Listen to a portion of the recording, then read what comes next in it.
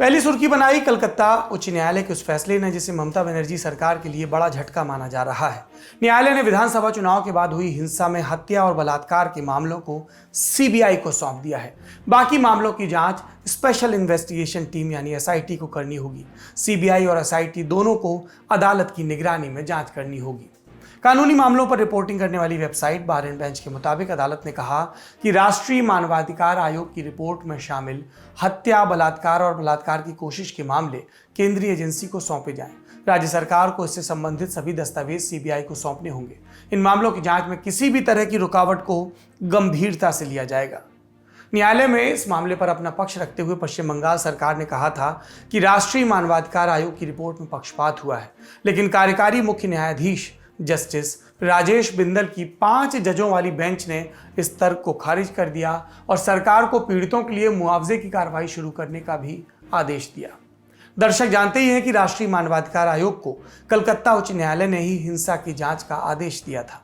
आयोग ने अपनी रिपोर्ट में ममता बनर्जी की तृणमूल सरकार को लेकर कई गंभीर टिप्पणियां की थी और अब अदालत का आदेश आ गया है, जिसमें मामला ममता बनर्जी से निकलकर केंद्रीय गृह मंत्रालय के हाथ में चला गया है।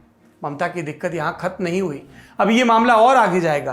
कलकत्ता उच्च न्यायालय की एक खंडपीठ अब आयोग की रिपोर्ट में उठाए गए दूसरे मामलों पर सुनवाई करने वाली है। तो फिलहाल ममता सरकार कुछ दिन अदालतों के चक्कर लगाती रहेगी। इस मामले पर तृणमूल सांसद सौगत रॉय ने कहा कि अदालत का फैसला संघीय राजनीति के हिसाब से ठीक नहीं है। तृणमूल ने लगातार इल्जाम लगाए कि हिंसा के मामलों को बढ़ा चढ़ाकर बताया जा रहा है, लेकिन इसमें कोई दो राय नहीं कि पश्चिम बंगाल में चुनावी नतीजों के बाद बड़े पैमाने पर हिंसा हुई, जिसमें भारतीय जनता पार्टी और दूसरे विपक्षी दलों के कार्यकर्ताओं और समर्थकों को निशाना बनाया गया। इन मामलों में राज्य सरकार ने कार्रवाई के लिए तत्परता नहीं दिखाई और यही वजह है कि जो काम राज्य सरकार को खुद कर लेना चाहिए था, उसमें न्यायालय को दखल देना पड़ रहा है। दूसरी सुर्खी, हाईकोर्ट से हम राज्य सरकारों को मिल रहे झटकों की बात कर ही रहे हैं तो गुजरात का जिक्र भी कर लेते हैं। अलग अलग धर्मों के लोगों को शादी के वक्त प्रताड़ना से बचाने के लिए गुजरात उच्च न्यायालय ने the Gujarat freedom of religion amendment act 2021 के कई प्रावधानों पर रोक लगा दी है। गुजरात विधानसभा से ये कानून 1 अप्रैल को पास हुआ था और 1 जून से प्रभावी हुआ था। गुजरात सरकार का कहना है कि ये कानून शादी के बाद लालच या जबरन धर्म परिवर्तन के मामलों को रोकने के लिए बनाया गया है। अदालत में भी गुजरात सरकार ने कहा कि 2 धर्मों के बीच शादी पर रोक नहीं है, लेकिन सुनवाई के दौरान 2 दिन पहले अदालत ने कहा था कि कानून की भाषा स्पष्ट नहीं है और ये 2 धर्मों के लोगों के बीच हो रही शादी पर लटकती तलवार की तरह है। अदालत ने आदेश दिया है कि कानून की धारा 3, 4, 4A, 4B, 4C, 5, 6 और 6A प्रभावी नहीं होंगे, लेकिन अगर बलपूर्वक धर्म परिवर्तन कराया गया है तो ये कानून लागू रहेगा। धारा 3 से 4C में बल या छल से धर्म परिवर्तन और उसके लिए सजा का जिक्र है। धारा 5 कहती है कि धर्म परिवर्तन से पहले जिला मजिस्ट्रेट की अनुमति जरूरी है। अगली सुर्खी का संबंध मुनव्वर राणा से है। मशहूर शायर लेकिन एक बार फिर से विवादित बयान देकर खबरों में है। कह रहे हैं कि जितनी क्रूरता अफगानिस्तान में उससे ज्यादा तो हिंदुस्तान में है। मुनव्वर साहब, अफगानिस्तान के ऊपर तालिबान ने कब्जा कर लिया। तालिबान और हिंदुस्तान के बीच में कैसे देख रहे हैं कि क्या होगा आने वाले वक्त में? हिंदुस्तान के लिए अच्छे दिन रहेंगे, क्योंकि आज तक 1000 बरस 921 बरस की तारीख है अफगानिस्तान से दोस्ती की। कभी किसी अफगानी ने किसी हिंदुस्तान को न बुरा कहा, न नुकसान पहुंचाया और न अपनी मोहब्बत में कमी की। लेकिन अब तो वहां पे तालिबान का कब्जा हो गया। तालिबान का मतलब आतंकवादी संगठन कहा जाता है। उसकी क्रूरता की जो मिसालें हैं, जो तस्वीरें आती हैं, बहुत डरावनी होती है। बात निकलेगी तो फिर दूर तक जाएगी, समझे आप।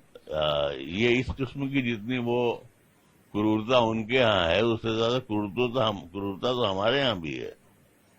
हम तो अहिंसा के पुजारी बताए जाते हैं। हम लोग अहिंसा के पुजारी हैं। बताए जाते रहे होंगे कभी, जब अहिंसा रही होगी भगवान राम के जमाने में। आज तो राम राज्य कहा जाता ना, राम राज्य है। राम राज्य है। नहीं, अब रामराज कहाँ है? अब तो कामराज है। हा? बस अगर भगवान राम से काम है तो ठीक है, तो कामराज है, रामराज नहीं है। बिल्कुल रामराज नहीं है।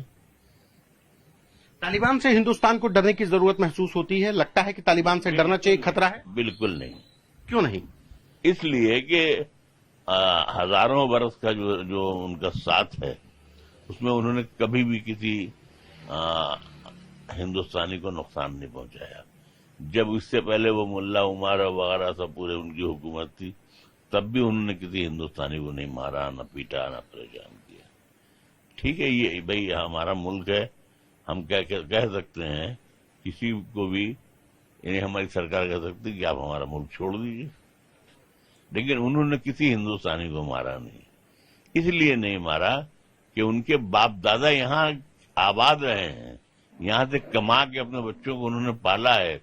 अपनी लड़कियों के लिए दुपट्टे से लेकर के और कुर्ते पैजामे के कपड़े सब यहाँ से खरीद करके ले गए हैं। अपनी बच्चियों की आबरू के लिए जो कपड़े इस्तेमाल होते हैं वो सब यहाँ से खरीद के ले गए हैं। आज भी हमारे मोदी जी ने जो वहां पर पार्लियामेंट बनवाई है और जो सब इमदाद की है, और करते रहना चाहिए। ऐसा नहीं है कि उसका नुकसान होगा। एक बार तो नुकसान पाकिस्तान से हो सकता है, लेकिन अफगानिस्तान से नुकसान नहीं पहुंचेगा। मुनव्वर राना देश के मशहूर शायर हैं। हर तरह के उम्र और धर्म के लोग जो भी भारत में हैं या भारत से बाहर हैं और हिंदुस्तानी शेर व शायरी को पसंद करते हैं, उनके मुरीद रहे हैं। लेकिन हाल के दिनों में वो लगातार ऐसे बयान देते रहे जिनका फैक्ट से कोई लेना देना नहीं है। बस उन्होंने कुछ सत्य मान लिया और उसके हिसाब से लंतरानी हाँक दी। जब आप पब्लिक फिगर हो और आपको बहुत सारे लोग सुनते हो, तब आपको जिम्मेदारी से बात करनी चाहिए। और रही बात हिंदुस्तान से तालिबान की तुलना की, तो राणा साहब को ज़रा कंधार में खड़े IC-814 की तस्वीरें याद करनी चाहिए, जब वहाँ पर तालिबानियों ने ये सुनिश्चित करवाया था कि भारत को अपने नागरिकों की सुरक्षित रिहाई के एवज में 3 कुख्यात आतंकवादियों को छोड़ना पड़े। मुनव्वर राना दोस्ती की बात भी कर रहे हैं। उस संदर्भ में भी इस घटना को वो याद कर सकते हैं, अगर याद करना चाहें तो।